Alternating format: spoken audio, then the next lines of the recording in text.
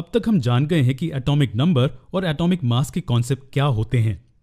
Atomic number atom के nucleus में मौजूद प्रोटॉन्स की मात्रा है, जबकि एटॉमिक मास एटॉमिक न्यूक्लियस में मौजूद प्रोटॉन्स और न्यूट्रॉन्स की मात्रा है। तो जब हमें एलिमेंट्स की ये दोनों एंटिटीज रिप्रेजेंट करनी होती हैं, तो हम इसे कैसे लिखते हैं? क्या इन्हें रिप्रेजेंट करने का कोई स्पेसिफिक तरीका है?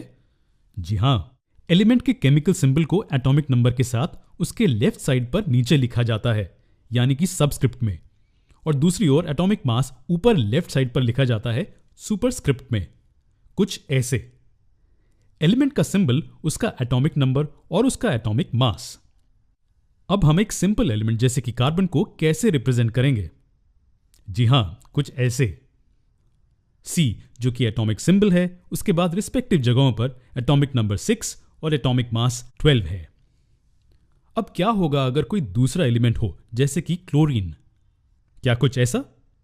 जी हां, एक तरह के क्लोरीन एटम को ऐसे रिप्रेजेंट कर सकते हैं। हमने एक तरह का क्लोरीन एटम क्यों कहा? क्या और भी तरह के क्लोरीन एटम्स होते हैं?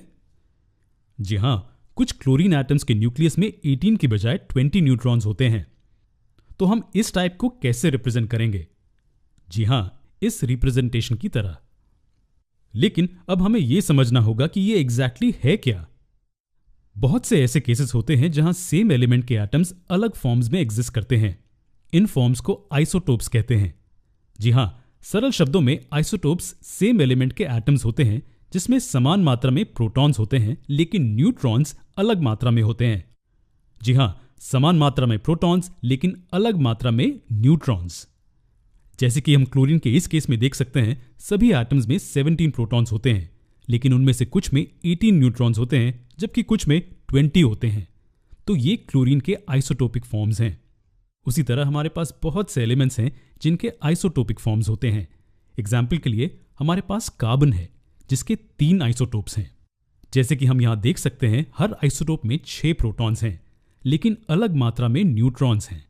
एक में 6 हैं, दूसरे में 7 हैं और आखिरी वाले में 8 न्यूट्रॉन्स हैं। हम इन आइसोटोप्स को कार्बन 12, कार्बन 13 और कार्बन 14 ऐसे नाम देते हैं।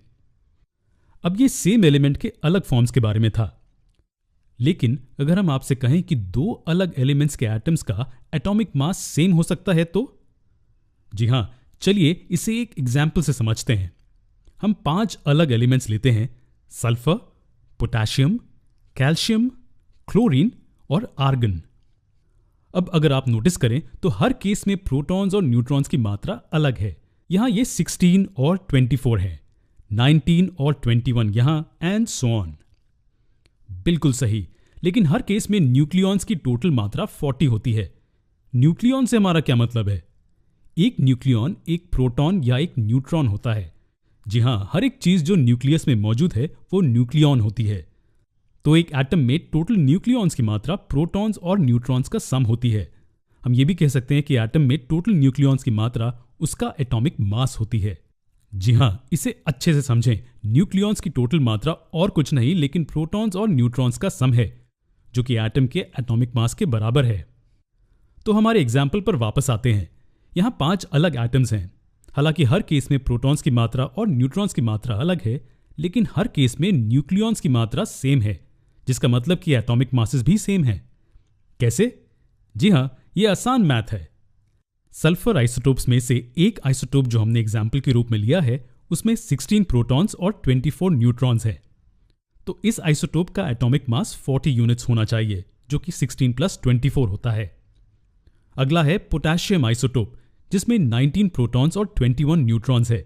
यहां फिर से हमें एटॉमिक मास 40 यूनिट्स मिलेगा, और उसी तरह बाकी के हर एक केस में हमें एटॉमिक मास 40 यूनिट्स मिलता है।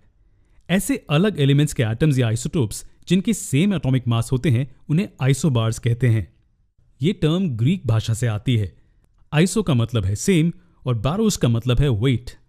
याद रखिए, अगर हम 2 आइसोबार्स कंसिडर करते हैं तो हर केस में प्रोटॉन्स की मात्रा और न्यूट्रॉन्स की मात्रा अलग होगी, लेकिन न्यूक्लियॉन्स की टोटल मात्रा या एटॉमिक मासेस सेम होंगे। अब तक हम सब एटॉमिक पार्टिकल्स समझ गए हैं और एटम से संबंधित कुछ इंपॉर्टेंट कॉन्सेप्ट्स भी। चलिए अब आगे बढ़ते हैं और वैलेंसी का इंपॉर्टेंट कॉन्सेप्ट हमारे अगले लेसन में सीखते हैं।